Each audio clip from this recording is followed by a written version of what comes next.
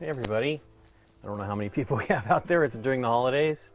Hope everybody had a good weekend. We had a nice Christmas here at the house with my mom and Nikki's parents, and it was a good deal. This music sounds like it might be a little loud, although I don't know. You guys let me know if anybody's there. Hey Michael, CBS Link. Hello, how you doing?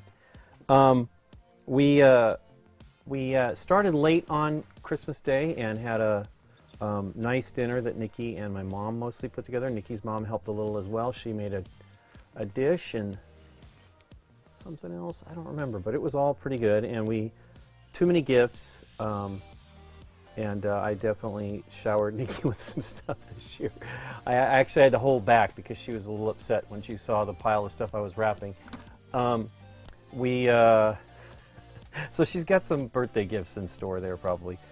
But we did put out a special Christmas episode of Game Night where Aaron, Nikki, and I did,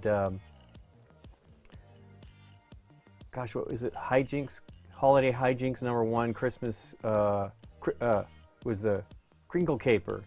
And it was an hour long, or it was about 45 minutes, I think, or 50 minutes. Game of this little teeny escape room game, essentially, that was 18 cards, and you could print it out yourself and do it before you watched us do it, which I think would be smart to do.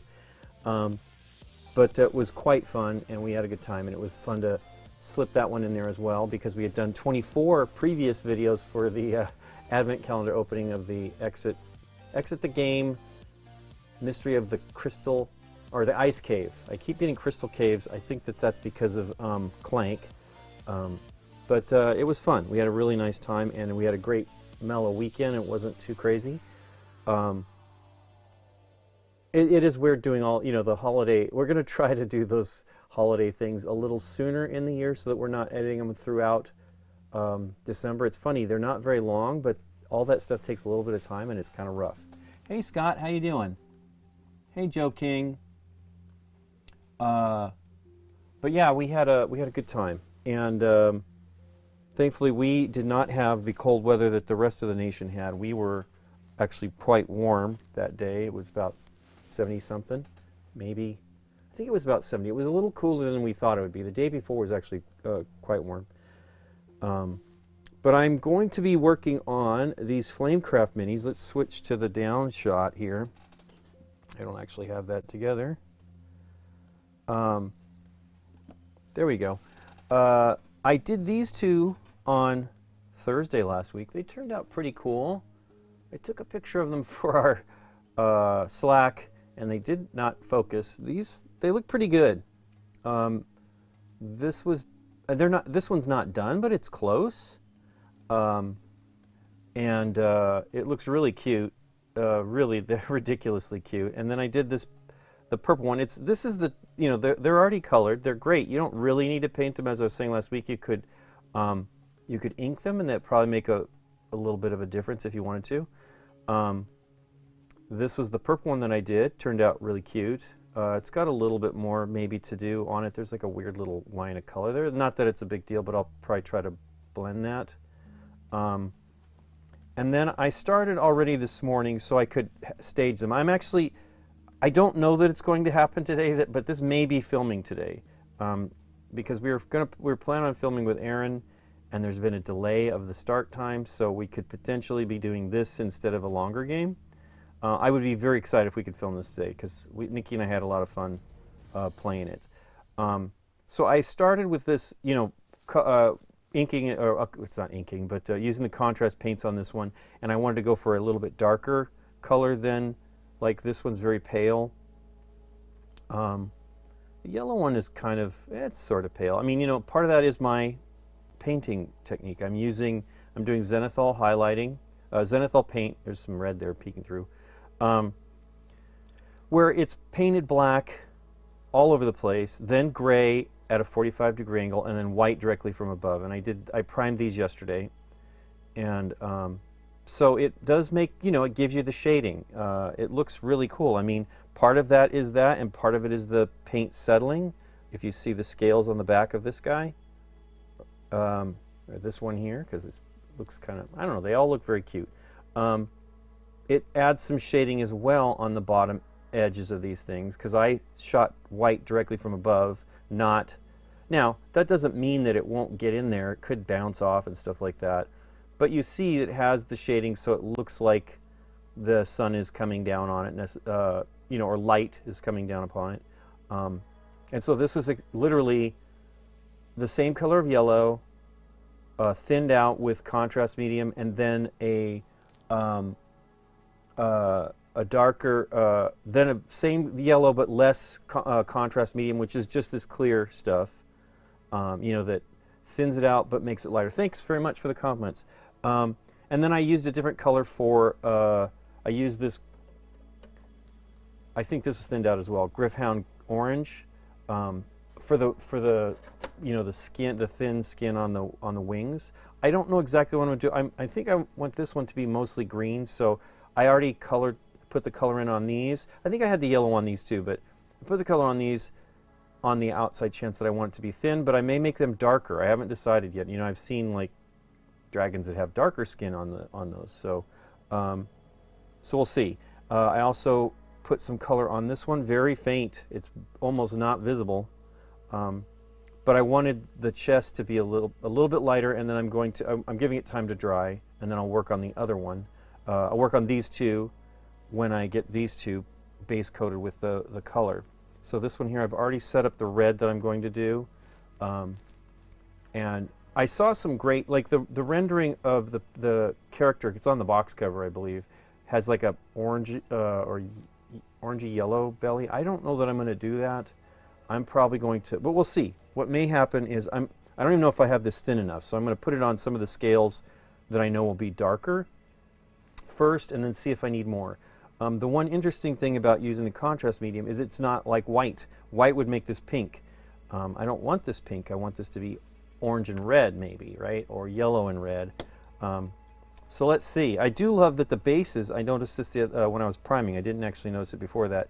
The bases, this one's on wood flooring. This one here is on some sort of a medallion kind of a, you know, like a, what would you call that? I mean, I don't even know. It looks like a teleportation spot or something. But anyway, so I want to do a little bit of detail on those. You know, you don't generally go too crazy on the bases, but I always can't resist when they have some nice detail like that. So I will obviously paint this one to look like wood flooring. But I guess it's the shops that they're visiting. This one's really cute. I like that it's waving. Now the thing is, you know, you want to put on the color, and it hopes, like if you do something, like in the case, let's see what the drag. See now the illustration for this one has light skin or webbing, you know, between the stuff. Yeah, the purple one turned out great. Yeah, these are from Flamecraft. You can buy them separately. The publisher actually gave these to us. Brad, one of the partners in the company, dropped these by last week when it was freezing cold out. And he was wearing shorts. He's a true Southern Californian. Or no, maybe not. I don't know. Maybe he's from very cold places. Anyway, so we asked about getting them because we wanted to. I really wanted to paint them. When we played with Scott, that's probably a little too dark. Let me just kind of clean that up because I don't want to. It's going to take me a little bit of time to get to that point. So yeah, the contrast paints will actually clean up pretty easily. One of the things you can do if you're going to be doing some sort of detail on top of it, you could varnish it and then paint and like not take the chance. Now in this case, I'm not taking. I'm not worried about. I just don't want it to get too intense, especially because I don't know where I'm going to go on it. But I do think I want it to be paler. So if I can't get more pale, then maybe I go with an orange, like a very faint orange. So we'll see, because it gets too pale and it might be pink.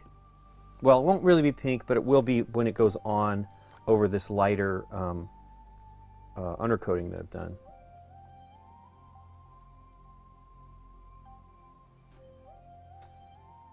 But yeah, I mean, you know, you put a little bit of thought into it. The purple one is not the purple that I'd hoped it would be, right? As far as this purple, but I really love the purple, and I think it looks really great. It has a neat, the shading does a fantastic job, the undercoating, you know. And, you know, the funny thing is I took a picture of this, and it really looked kind of grainy on the chest. Now, that's zoomed in, but I will say it looks very smooth. The airbrushing does a great job. That's one of the reasons why I like to airbrush. I prime my minis with I have a ton of airbrushes, but I usually prime my minis with a very inexpensive airbrush from Harbor Freight that's about $20. I do not know. It says that they're clearing them out. I actually tried to buy a second one just to have some parts, because you can't buy, I mean, maybe there's a way to get parts, and I'm sure they're manufactured by somebody else for them, but I kind of think I will go with a pale. I think I'm going to use this color. Let's see how that goes. So this is it's going to be a yellow. It is called Ironed in Yellow. It's an orange, but a yellow's fine.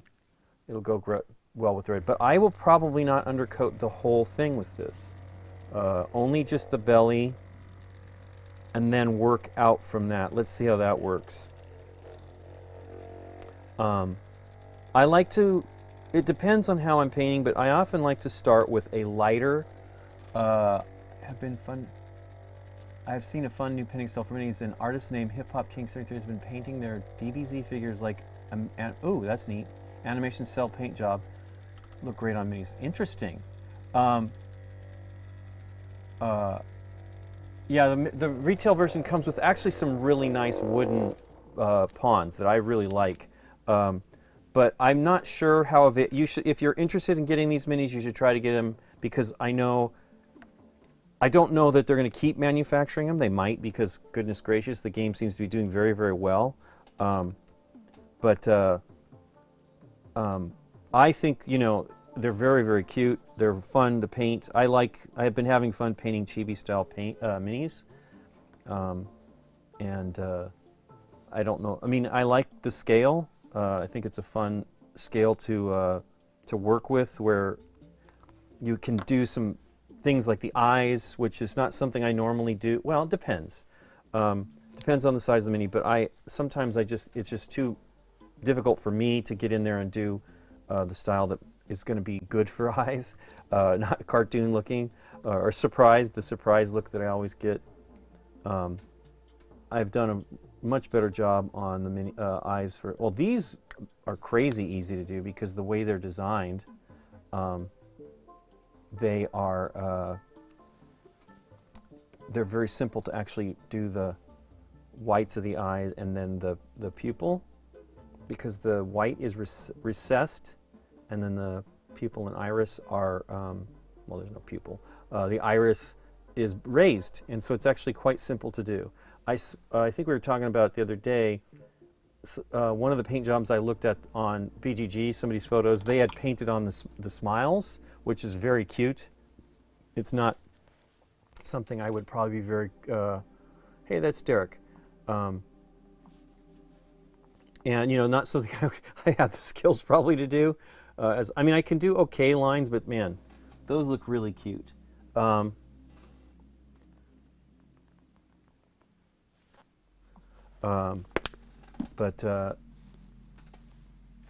can go crazy with it if you want. There's actually some cool details on this dragon. It has a ring on the tail. Goodness, Derek, I'm streaming. The